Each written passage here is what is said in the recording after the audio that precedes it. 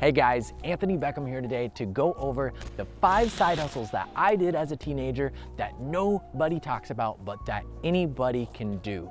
So I'm gonna teach you how I got started in probably the least glorious of businesses and worked my way up, snowballing my money all the way till I could invest in real estate and buy my own first house. So I'm gonna teach you how I went from flipping trash to flipping houses right about now.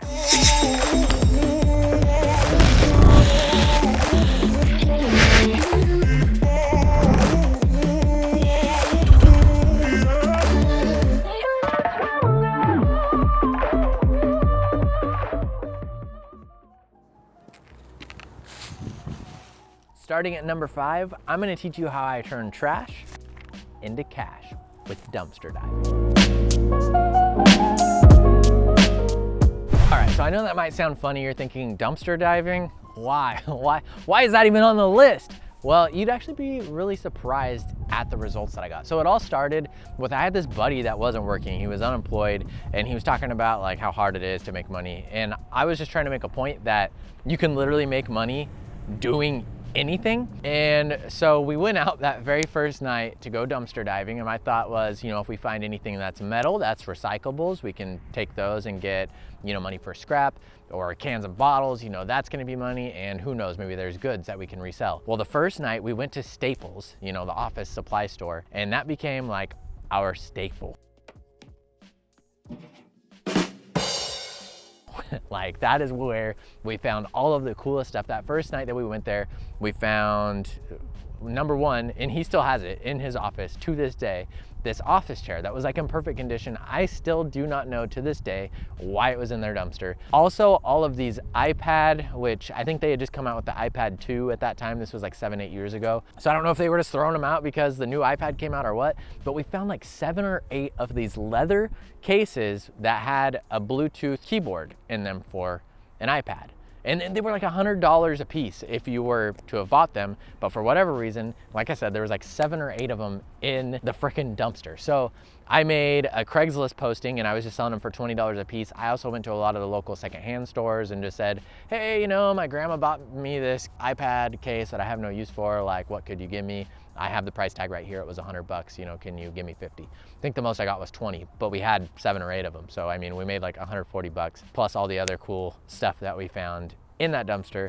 And that actually like became a normal thing that we did for a while, until just because we were so excited off that first time being so successful that we kept going out and doing it. It was something we would do, you know, as at night, you know, a little later the better, just because there was less traffic and stuff. I don't even know if it's legal. We kept on dumpster diving until one time he stepped on like a dead bird. There was like a small, it was like a turkey or something that, you know, must have been roadkill that they thrown in there. And after that, he was like, dude, I'm never going dumpster diving again. Because of course, my job was to stand outside the dumpster and make sure nobody was coming.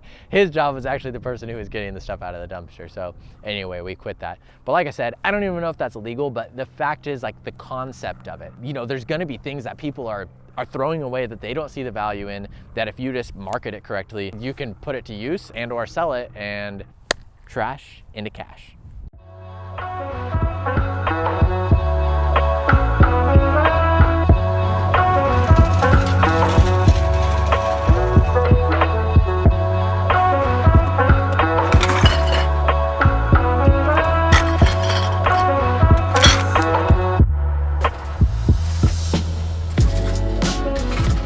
Number 4, turning in cans. Now, I know what you're already thinking. Turning in cans, first of all, there's no freaking money in turning in cans. Well, we weren't just turning in cans, we were flipping cans. So I'd have a buddy doing what I'm doing right now. He's just putting cans in the machine, right? Well, there's a line of people behind him that have their own cans. I'd be dressed up in a polo and he's turning in cans, and I'm going up to the people that are waiting in line, and I would kind of estimate like, oh, it looks like they have $10 worth of cans. So I'd offer them $5. So then they would be like, well, shoot, I'm not gonna wait in line for a measly $5 profit, because this guy's gonna give me $5. I probably have $10 worth of cans. So they would sell me their $10 worth of cans for $5, and I would just add to my friend's pile while he was turning in the cans, and it was like a perpetuating cycle. So the guy in the front of the line is just turning in a massive amount of cans so nobody else wants to wait, which meant I would be able to buy their cans for half of the value. Again, you can flip anything as long as you have a good understanding of what the value is, and you can find someone who's willing to sell it to you for less than what the value is. You can turn around and flip it.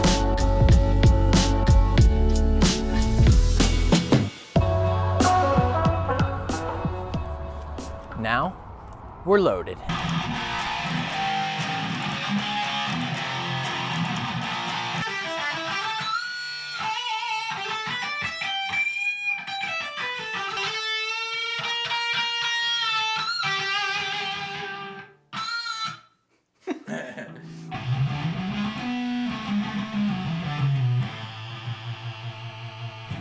Number 3, what are you into? What do you like? What are your hobbies? Now that you got a little bit of money from flipping some trash, turning in some cans, you should be able to invest in something that interests you.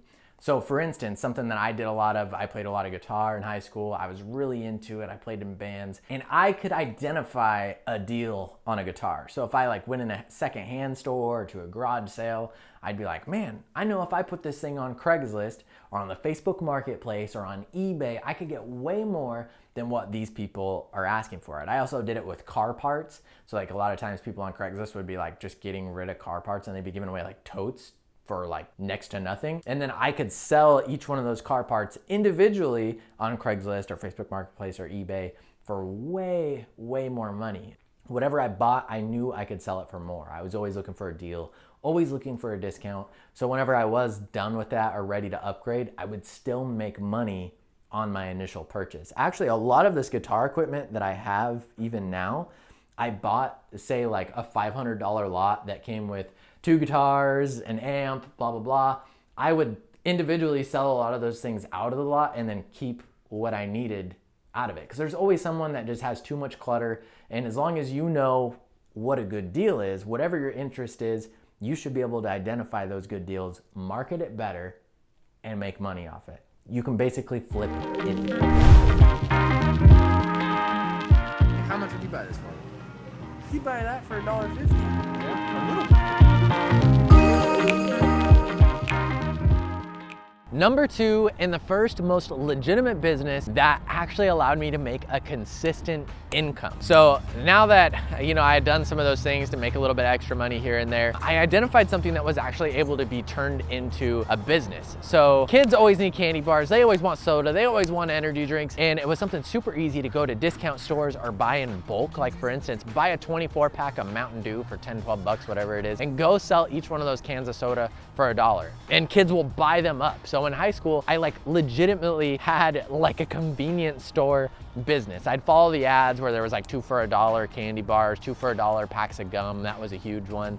75-cent energy drinks, you could usually sell those for $2. So it was by going to the discount stores and the wholesale stores, that sort of thing, and just buying in bulk, because then you could get a good deal and you could sell the crap out of it. So my bag was crammed full of sodas and stuff every day. And luckily by around lunchtime, then I had 20 pounds off my back because I had sold a lot of my merchandise. I actually kept a couple 24 packs of soda in my locker so I could go refill if I was having a really good day. But at minimum, I was making at least $20 profit per day while just sitting in school. I mean, it got so well known that kids would literally form a line at my desk at the beginning of class to buy candy and soda and snacks from me at the beginning of every class. I actually ended up getting in trouble for this sophomore year, towards the end of the year. So I'd already been doing it for a couple years, making good money. And so I stopped. And even through junior and senior year, I still had kids coming up to me being like, yo man, hook me up with a Powerade. And I'd be like, sorry dude, I don't do that anymore. But I became so well known, this little walking convenience store concession stand. So it was the most consistent money that I was able to make out of all these businesses. Of course, you might find a good deal on an Xbox, a guitar, whatever your hobby is. You might get lucky, find some trash that's worth some money like we did. The cans work, but this is something that's consistent,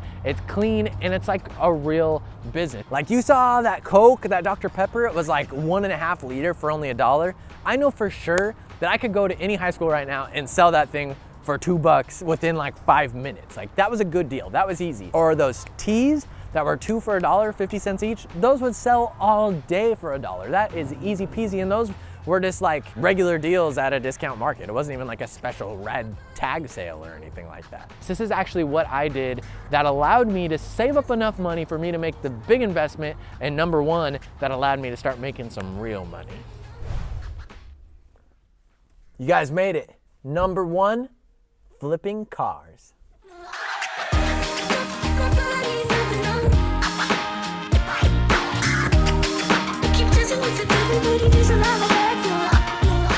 So I was 15 years old and I was making good money at the candy bars, everything, and was actually starting to get a savings put together so that I could buy my first car. That was my goal. So I bought my first car and I paid something around $1,600 for it, and then later sold it for $2,200. So that means I made like $600 on that first car. Since then, I don't know, I stopped counting at 30 something. I used to have like a different car every week. It seemed like I would keep 3 cars at a time. Again, it was just something that I was interested in. And of course, the more expensive or the bigger the item, the easier it is to make money when you flip it, you know, an abundant amount. The candy bars worked so good because there was such a low barrier of entry. You know, everybody had $1 to spend. So it was easy to do a high volume. But with the cars, you could just see a lot bigger chunk of money all at one time. So I got like obsessed about it, where I was spending all day on Craigslist is where you used to find the best deals. Then, I mean, now Facebook Marketplace is another great place if I were to do it now. Just keeping an eye out for those deals. Now, I specialized in like Honda, Toyota, Nissan, you know, the Japanese cars that were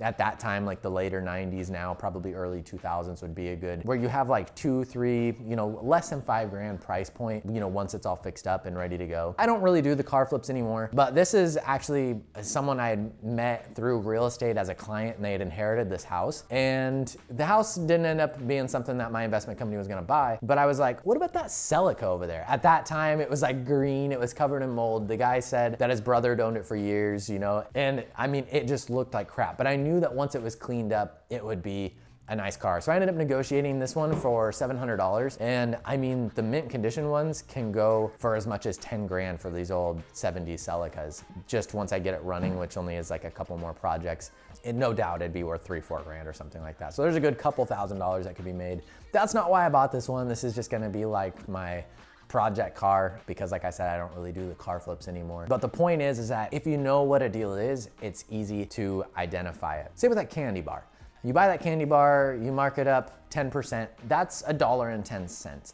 Say you have a guitar that you spent $100 on and you mark it up 10%. That's $110, sweet, you made $10, you know. Now you take a car that you buy for 2 grand, all you do is vacuum it out and put it back on Craigslist, mark that up 10%, that's $200. You know, you can make $200 in a day just by finding a dirty car that didn't have a very good ad and putting it on there. So like $300 to $500 profit is very, very easy to make, because it's just about cleaning it up and marketing it better. We would also find stuff that needed work, you know, like an idle problem was a really common thing with some of those 90s Hondas. So there was like a couple problems that I knew really well. So whenever I went in there, it may have seemed like a bigger problem than it was.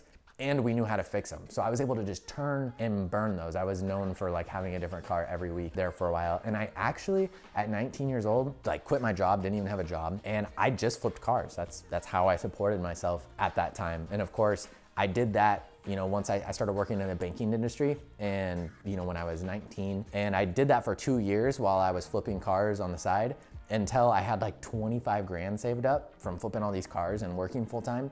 And that's what allowed me to buy my first house, which allowed me to quit that job, get my real estate license, and actually start investing in real estate. So now looking at where I am right now, you know, it's the same concept, you know, that markup. What was bigger than a car? A house. That was like the next progression. I had actually thought I was gonna do car lots or something like that because I was doing so well with the cars. I thought that was the next step for me as far as a legitimate business.